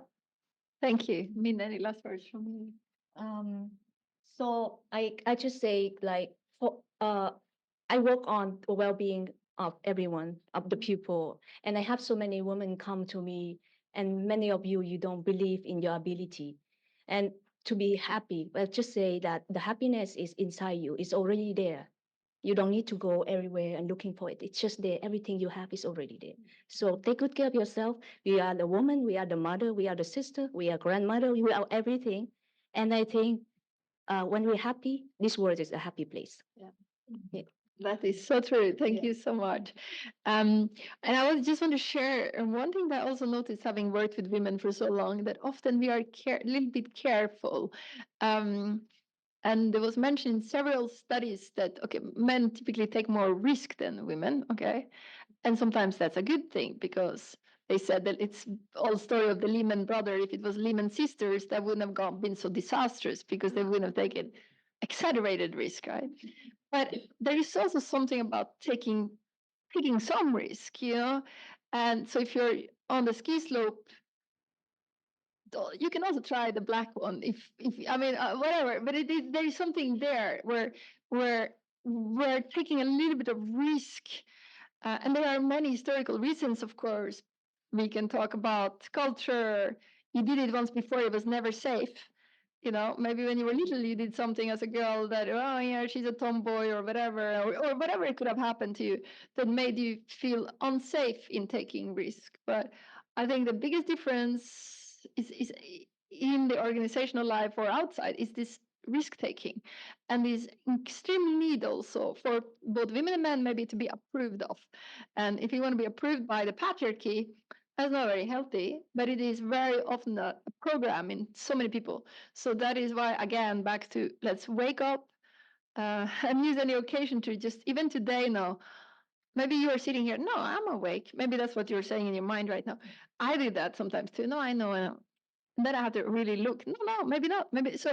How can we learn what we don't know? And that requires we're very open. Okay, and most people think they're open, and most people can become even more open. So that's something to remember. So in order for us to learn what we don't know, we need to stretch ourselves and make an extra effort. Yeah, and be curious. And be curious. Yeah, be so curious. And looking at the time, any burning things you want to say before we close off in this session? There would be a lot to say, of course, but no, nothing. Thank you. Thank you. I think that's really, I mean, maybe just in a closing word. Yeah, I think it's broad topic, and it takes ongoing dialogue, and we need to continue learning and have these kind of sessions really to really understand how we can drive progress and embark more and more people into this mindset. Thank you. And don't let it be some fashion thing. We have seen now, like, oh yeah, it's so fashionable with diversity and inclusion and women, and then suddenly it's not fashionable about, no, it's only sustainability, but it's all interconnected. So, and then suddenly it's no longer, no, it's all AI. No, it's all interconnected, but don't drop it. Rome was not built in a day. Creating an inclusive organization takes time. So, and often you have passionate people often doing inside corporations, I know, or outside also, volunteer-run organization, and then the leader running it gets tired, or the team doing it gets tired. So it has to be something sustainable to have a very good project. Yeah, you want to say something, please? Question, because also I'm working therapy development, and I want to advance access for women in healthcare. But the audience that I have to talk to, and I feel like it's the same in the corporate world, are mainly men. So how, now we're here together with the women network, how do we bring this message to the men's world, so to say, that we have a change? Yes. So I think it's very important to involve some men. Like here, I know you are in minority. I can count. I counted 6 before, but I know I see five men. Yeah, 1, 2, 3, 4, 5 men. And so, but this is good. I know. I mean, we can have some more of you next time, maybe 10, right? So I think that's important. And I see at the global conference too. It's like normally 92% women, and happy to have a few more. And every man, they say they learn a lot from this. And I think a man here wants to say something. But before that, also the way to talk is also maybe even be personal. Perhaps, do you have a daughter? What about your girlfriend, your wife, and your mother, or something? You know, so they could help. One of the gentlemen here wants to say something. Yeah, I'll give you a microphone. Firstly, I'm here to learn. I think from the male perspective, it's about not feeling safe. And men often don't have the language to talk about feelings. That starts in primary school, and therefore it's uncharted territory, and you need to have the ability to express feelings, to engage emotional intelligence. The good news is that the world is changing at such a rapid rate of pace that you can't run organizations on the rules from the past based on history. It's all about people solving problems at source, being agile, and that's obviously the role of the feminine intelligence, which is creating microclusters to solve problems rather than kicking the problems upstairs. And the other aspect is trust. You know, many organizations, the levels of trust are not so good. I was with the Director General of UNOG, that's United Nations in Geneva, a few weeks back, and she said the one thing that is a problem here, everybody operates in silos. They don't talk to each other. They don't cooperate because they're scared of losing their funds, and there's no trust. So building emotional and spiritual intelligence back in organizations, and that's an interesting conversation for the men because that means they have to move into an unsafe place.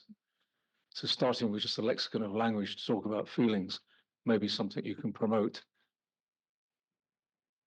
So then the stomach ache. So the stomach ache that some women had will also come to the men, right? So, but then we just have to have such environment where we can feel safe. It seems here.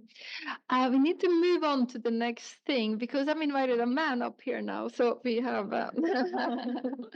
Thank you. Big warm applause for listening. And thank you also to Royce and Flute for speaking up, and that was so nice. So as we're setting up to the next session, I'll let you talk to the partner sitting next to you for another minute again, if there is something that inspired you to share, or maybe you can just reflect on your own too. 2 minutes, and then we start the next session.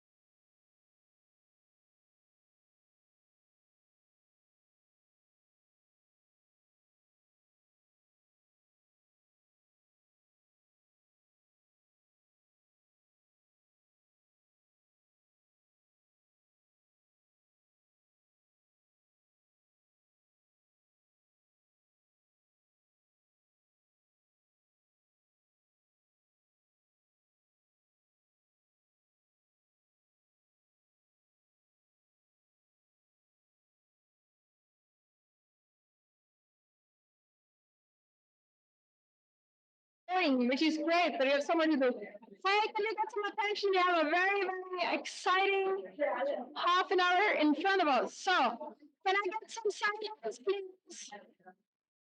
Thank you. Thank you so much.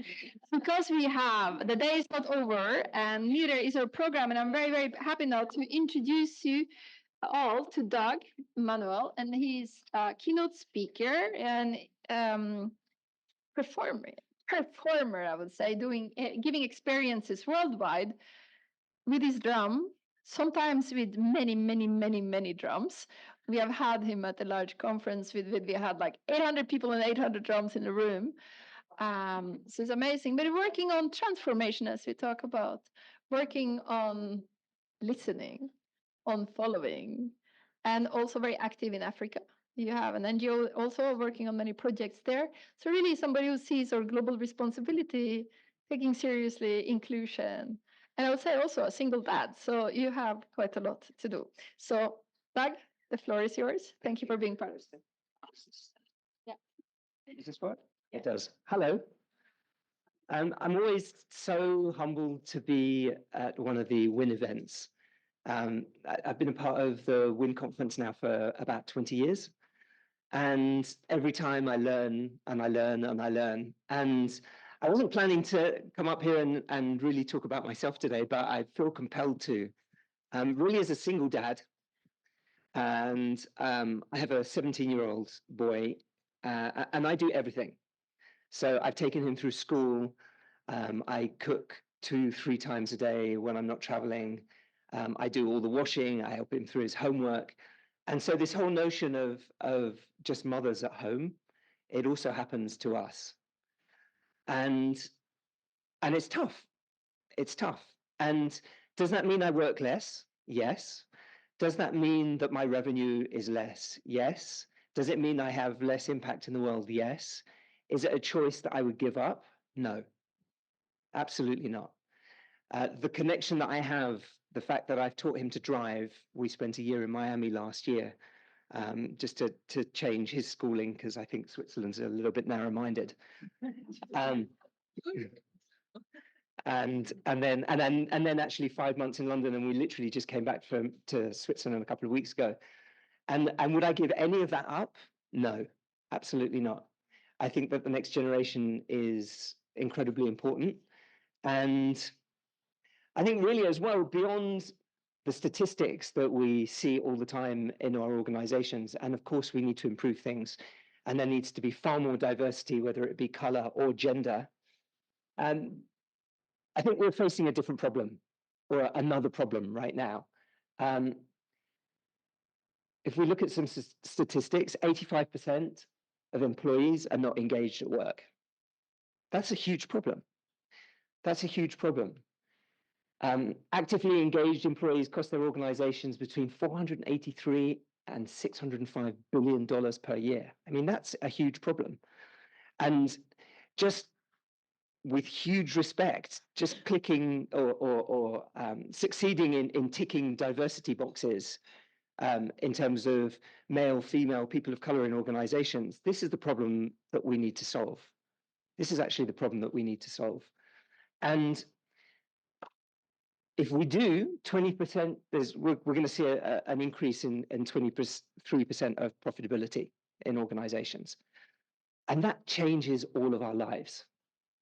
I think that if we were to sort out this problem, then we're potentially less driven all the time by results.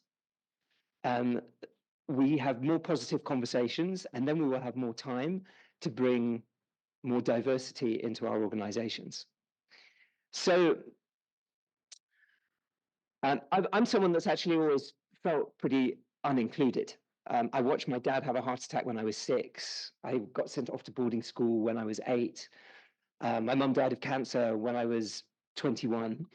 And we all have our stories, and I'm not in a victim frame of mind with any of mine. And certainly everything that's happened, and I believe that everything that happens in our life, it doesn't happen to us, it happens for us. And it's allowed me to grow in amazing ways. And in fact, 25 years ago, I was very lucky because I fell in love. I fell in love with the drum. But it wasn't just any ordinary drum that I fell in love with. I fell in love with the djembe. And if you ask any of the djembe masters, the African masters, why does the djembe exist? They'll tell you that it was to put on earth to bring people together. And so 25 years ago, I packed my job in as a documentary producer for the BBC. I took myself off to West Africa. I played the djembe 5-6 hours every single day until I couldn't move my fingers. I was completely obsessed. And what I realized actually, in retrospect, is that I wasn't just studying music. I was studying people, and I was studying community, and I was studying collaboration. And what I realized actually in West Africa, if we go back to rural communities, and I actually believe it's the same in our world here, is that women are the backbone to society. Without you, we are nothing, us men. And I really, really, really mean that. And we need you to step up. We can get in touch with our female side, we can do that. But we need you to step up and create those safe spaces for us to be able to do that. And I've actually gone back to filmmaking, and I'm making a documentary at the moment about the loneliness and isolation epidemic that we're all living through at the moment. And I had the opportunity of recently filming. Oh, I can't show you that video. Oh no, that's a shame. Anyway, he's put his hand up. I can tell you about the video. So I had the opportunity of, as part of the documentary, of going into this village in Senegal, rural village in Senegal, where the women are the marabouts. The women are the spirit doctors. And no, it's not that video. It's another one. It's another one. It's another one. Anyway, I'll just tell you about the experience. The women are that have become the spirit doctors. And the reason why the women are the spirit doctors in this particular village, which is called Chonkasil in West Africa, and I had the opportunity of doing a cleansing ritual with these amazing, amazing women, is because when Islam arrived in Senegal, all the men went off and followed the religion blindly. And it suited them very nicely because then there was polygamy, et cetera, et cetera, et cetera. But if you go back to the actual traditions of the Malinke culture of West Africa, which is where the djembe comes from, it's monogamy. And anyway, the men all went off and followed Islam, and all of a sudden there was a void in this village because there was this incredible tradition of this incredible cleansing ritual, and the women stepped up, and they became the spirit doctors in this particular village. And it was one of the most moving experiences, this ritual, that I've ever experienced in my life. I mean, and life hasn't appeared the same since then. So I'm going to, wait, there we go. So how do we build an inclusive organization? The bottom line is that we all want to have impact. I mean, this is, but in order to have impact, we need to take some time to learn some skills in order to do things differently. And it's only when we start learning these skill sets that we can go on this journey of transformation and collaboration and bringing everybody together and inclusiveness. And it all starts with awareness of ourselves. That's the beginning of all of it. We have to be really, really, really in touch with our purpose. We have to develop the right mindset. And the more that we're in touch with our purpose and we have the right mindset, then we can engage with it with passion. But then we actually need to come back and really learn how to listen to each other again. I think in our organizations today, it's assumed that we know how to listen, but actually, I'm not sure we do. The more we become aware of ourselves, the more we can become aware of each other. This is about empathy. It's about authenticity. It's about courage. And when I talk about courage, it's not James Bond heroic courage. it's about really thinking about the true meaning of the word courage. Of course, it comes from the French cœur. And so it's about having those heartfelt exchanges and conversations that we really need to have today. And then once we're more aware of each other, then we can go to a place of group synergy where everything becomes possible, where 1 and 1 equals 3, when we can truly be the brands of our organizations, and we can go from purpose to performance. But this whole model starts with purpose. And what I realized is that in West Africa, they have a very, very, very different take on purpose than we do. And Einstein said, only a life lived for others is a life worthwhile. But actually, he only took his way of thinking from rural Africa. 2021, I got COVID really, really badly. I was on an incubator, artificial coma, 6 weeks in hospital. And I was really, really scared. And for the documentary that I'm making, I had the opportunity to interview a village elder. And I asked him this question.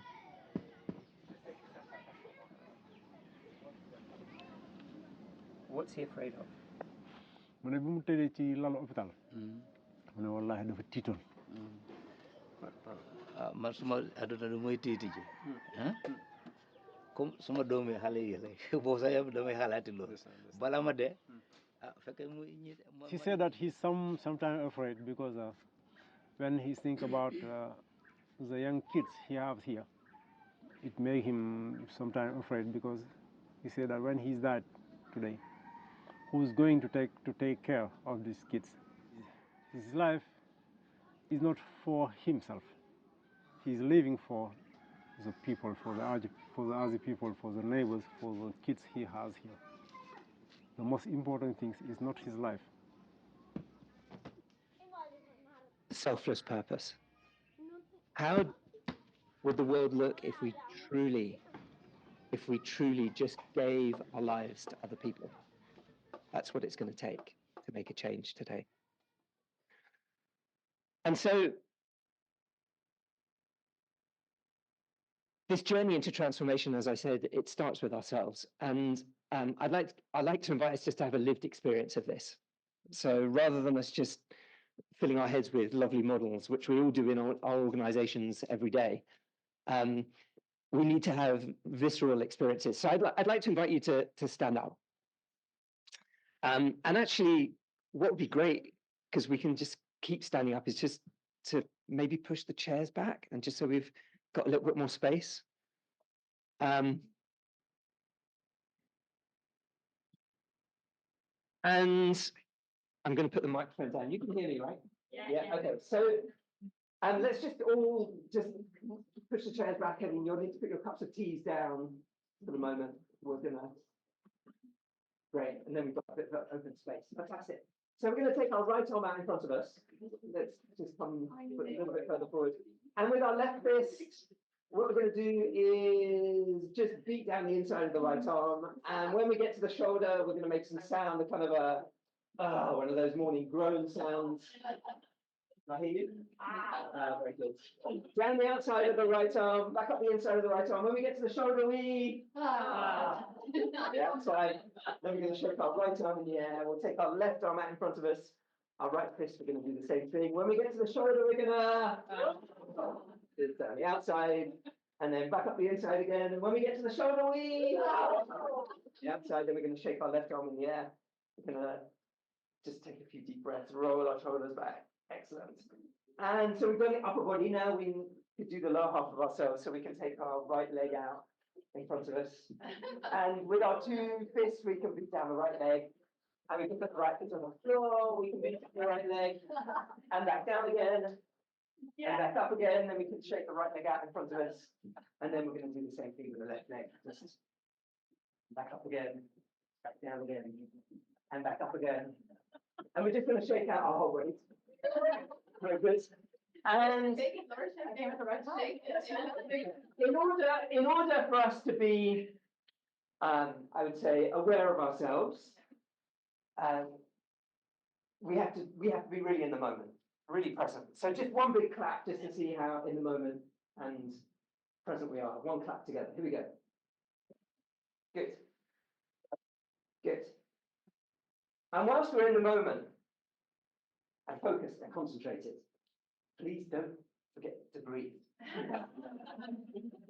What do we do? What do we do as human beings in a moment of anticipation? What do we do? We hold our breath. And yet here we are, needing to change the world, and in order to do that, we have to be inspirational. The true meaning of the word inspiration, English Oxford Dictionary definition. What is it? To infuse with breath. We forget the true meaning of words today. Here we go. Breathe. So I know when you stop breathing because I've stopped breathing. This is what we forget. We're just mirrors to each other. We get caught up in all of this nonsense and process in our organizations today, and we're just mirrors. So breathe, just good. Here we go. Okay, take a breath. Take a breath. And take another breath. And take another breath. And take another breath. And now I'm going to change one word. Allow a breath.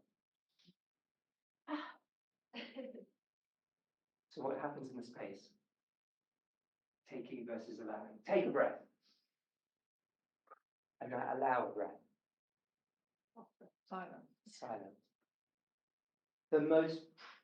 The foundation of listening is allowing. We need to learn to listen again. Here we go. Good. Good. Okay, we're going to add on a click with the fingers. Together.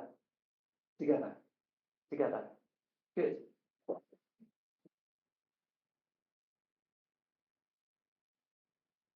Okay. Let's start with the right foot. Together. Together. Together.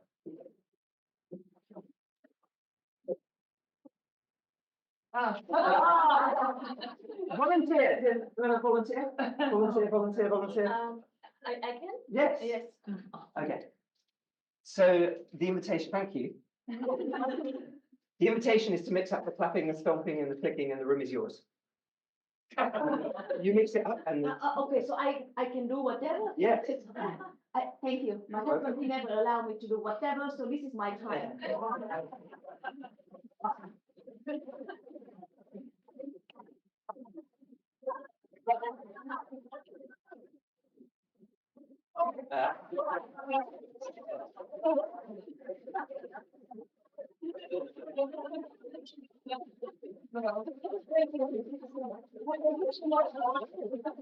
Too much. Yeah. So no, come back. Come back. Okay. What did you do really well? The stepping. Breathing. Yeah, and the turning of my hand. Yeah, and also the clapping. And were you including everybody? I think everyone. Yes or no? I think you follow well. No, that wasn't the question. Were you including everybody? What do you mean by? Were you including everybody? Did everyone feel completely and utterly included? Not engaged, included. No. Okay. Inclusion starts with us. We have to take the time to slow down and to include everybody. And you know what? There's never any right and there's never any wrong, ever. All there is awareness. And the more awareness that we can foster, the more we can make a difference and the more we can have impact. But we have to slow down. So that was a bit fast. No. There's nothing to be sorry about, and there's no right and there's no wrong. Yeah, I should say that can we just do something slow now? We can, but yeah, maybe we can start with slow. We can. Yeah. Do you want? Yeah. This is the exercise is just to make a point. Yeah. But inclusion in our organisations is how we include people. Do we take this time to stop and look and listen? It's not about ticking a box. It's not about ticking a box. Because the only way we're going to actually develop a culture of inclusion is if we slow down and include everybody. This is what it's about. This was our only volunteer. So a huge round of applause.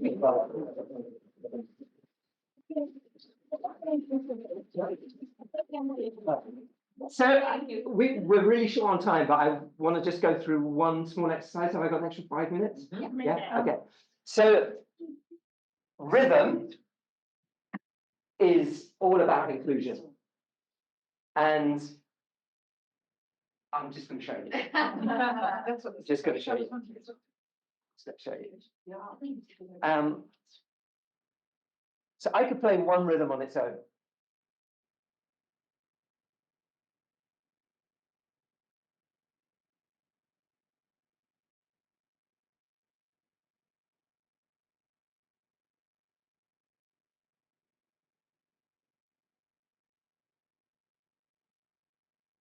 One rhythm on its own. You can't really dance to that. If you weren't trained enough for music, you probably wouldn't know where the one is.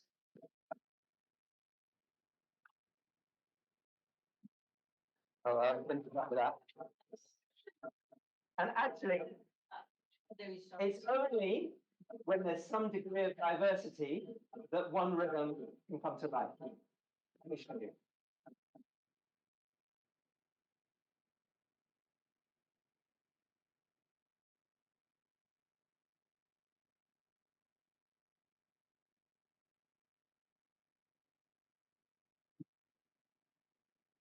And when two rhythms are underpinned by the rhythm of a community or an organization,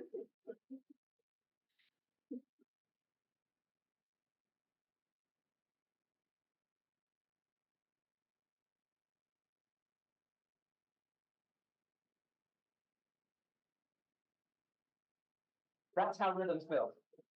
That's how silos are broken. That is how organizations are built. So let's have an experience for this. We're just going to take a small step inside the rhythm. We're going to go to the right, to the left, to the right, to the left, to the right, to the left, to the right, to the left. And there's two ways to do this. We can go to the right and left. We can put some, straight into like working front and around, so like 20 years ago. I'm going to take like 2 bits. Anyway, and we're just going to do 2 beats on our thighs. So we're going to go 1, 2, and 1, 2, and 1, 2. And we're going to add a clap. So 1, 2, clap, and 1, 2, and 1, 2, and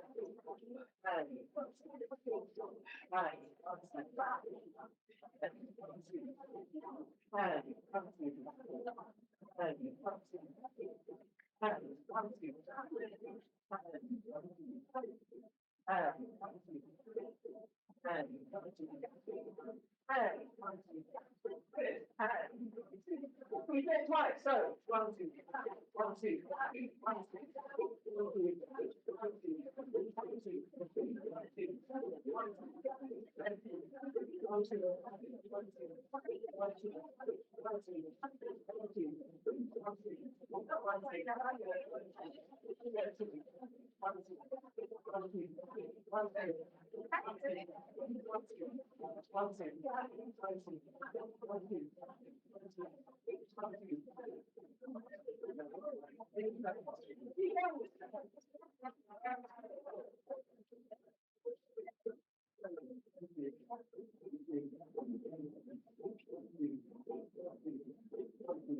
Right. It's not zero.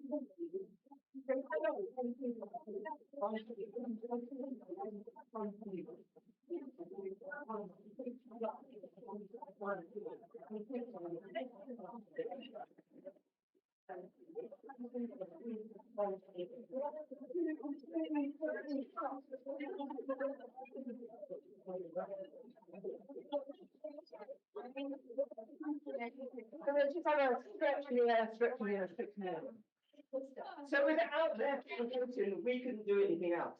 That's how diversity works. We need each other. So stretching in.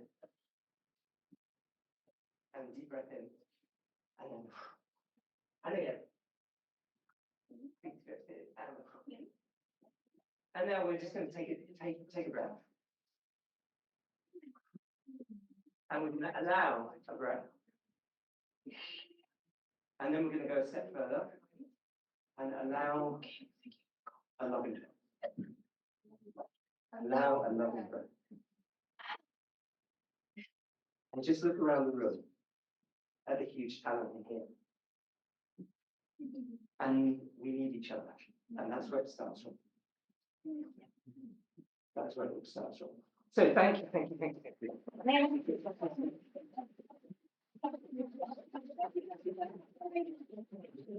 Then can I get the mic? Yeah. So, well, thank you, everybody. So now we are closing. Thank you, Doug, for engaging us, and thanks to all of you for being engaged. And I think in such short time, we have gone through a lot of important topics. So I hope you feel that this was worth the morning. And also I hope you met some new people, and we haven't ended yet. We will have some lunch. And also over lunch, go and talk to somebody you haven't met before. Even if they're in the same organization, if you're Medtronic, but maybe somebody here you haven't spoken so much to before. So use this occasion that we have two different rhythms, speaking to different people. So, and do that also as a practice, engage with people that are different from you. Maybe it's once a week or something like that.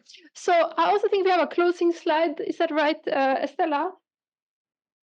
I also want to, by the way, can we have all the people from the Win? There's a Stella in the back from the Win team and the guys from the Medtronic.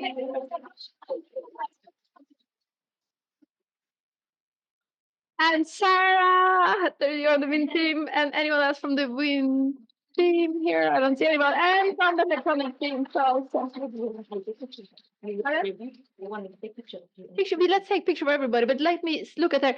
So we have a few other of these sessions also. So today we were here with Medtronic, but we have other sessions where we'll be also with other companies, and some of these sessions are also going to be online, so you can join them. And you see we have one on Women in Science and Technology coming up in April. That's probably going to be online. So this is also possible for everybody. It's normally 90 minutes or 2 hours to join. And then Women Inclusion Sustainability, Women in Finance and Value, and Women's Sport, Wellbeing and Careers we're doing in connection with the Olympic Games that's coming up in Paris this summer. So we're doing something there. So I think there's a variety of things. And then, of course, the Global Win Conference. I know some of you here in the room have been there, and I hope we will see many of you again. That's a once of a lifetime experience, at least, but if you can come more than once, it's even better. So that was a little bit of a, because the first time sometimes is very big for people, so you almost need to come 2 times to get it really into your system. But again, I also want to thank Medtronic for hosting us here today, and to all of you from the outside for making the way.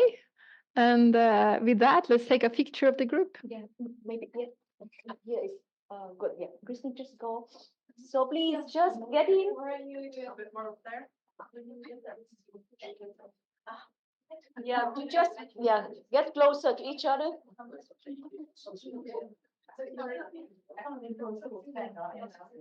And yes, sir.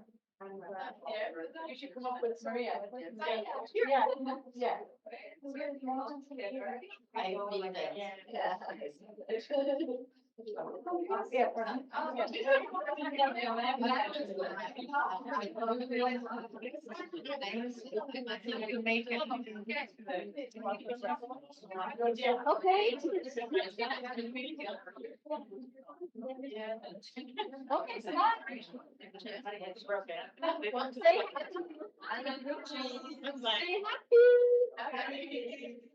Smile.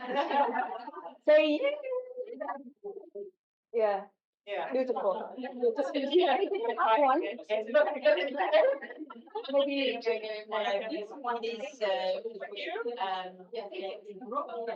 and it's actually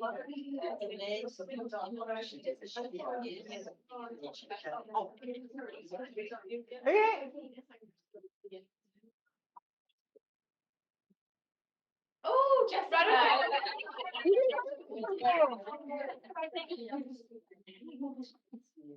okay. Smile. Done.